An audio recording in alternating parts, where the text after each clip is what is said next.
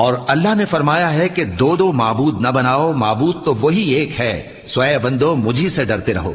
और जो कुछ आसमानों में और जो कुछ जमीन में है सब उसी का है और उसी की इबादत लाजिम है, तो तुम अल्लाह के सिवा औरों से क्यों डरते हो?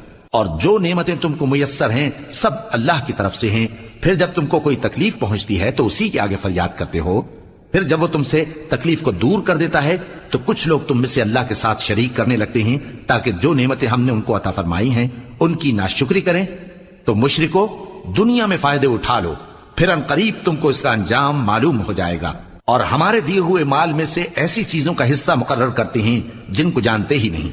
काफिरो, अल्लाह की कसम कि जो तुम झूठ बांधा करते हो उसकी तुमसे जरूर पुरसिश होगी। और ये लोग अल्लाह के लिए तो बेटियां तजवीज करते हैं, वो पाक है, और अपने लिए बेटे जो मरगूब दिल पसंद हैं।